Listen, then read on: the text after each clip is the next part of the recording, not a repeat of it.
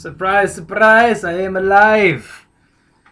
It's kind of my fault I haven't been able to spit stuff out. It's also a Saturday, which is kind of unnormal, but I'll admit it, I've been a bit busy. The holidays are the holidays after all, and I had parents who are sick, and I've kind of been helping them, so that's the thing. So I'm going to move on with my Game of the Year nominations, and this next one I'm going to push forward as a potential Game of the Year. It's going to have to be Call of Duty Black Ops 2. And I know that's sort of an unpopular opinion. You know, the Call of Duty games are bad and repetitive. They don't do anything new.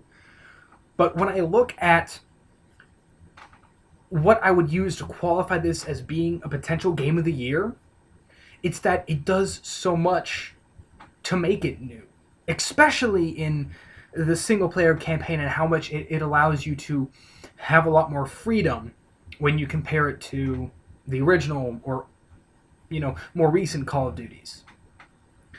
I recently played the first Modern Warfare a little bit, and I remembered why everyone liked it so much. It was because it was long, and it had depth, and it had a simple and easy to understand story. Now, granted, I was playing on veteran, so I didn't go that far in it, but when I go back and look at how much time I spent playing Black Ops 2 and what I got out of how the story progressed, I realized, yeah, it has its own reasons to be appreciated. And there's always going to be someone who say, oh, it's Call of Duty, it's terrible. And you know what? That's fine. If you couldn't have your opinions, I wouldn't like you to be in gaming as an individual. That's what makes gaming awesome, is the fact that we're all individuals and we can all play whatever games we want and have whatever opinions we want.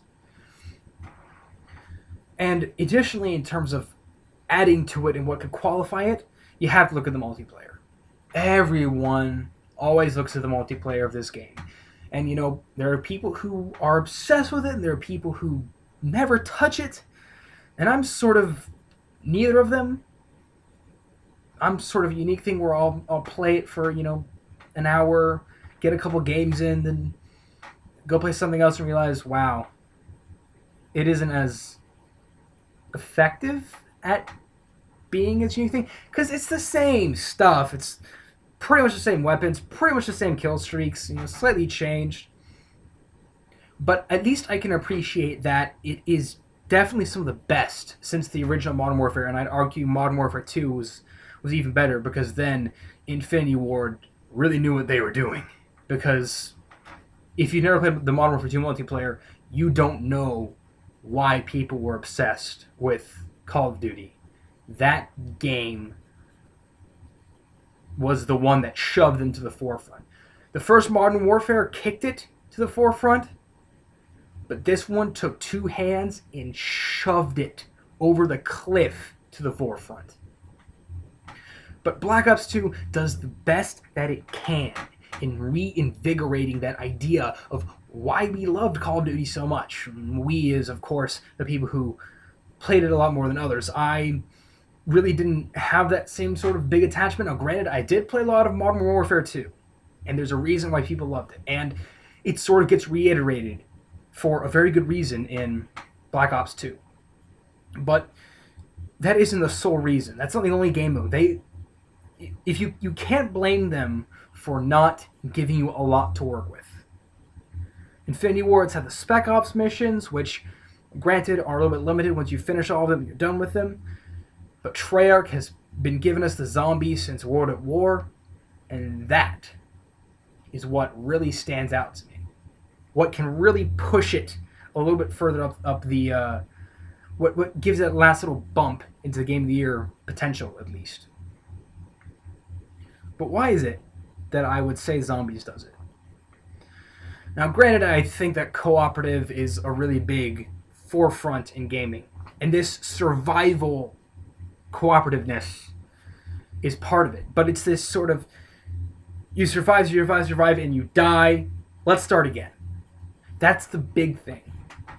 There are a lot of survival games where you play and you survive and you survive and you die and you're like, well, screw this game, I'm going to go do something else.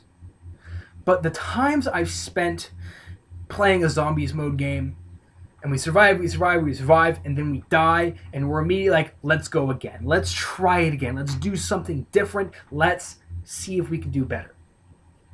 And that is really what helps seal this in its own unique way as a Game of the Year nominee for me, personally.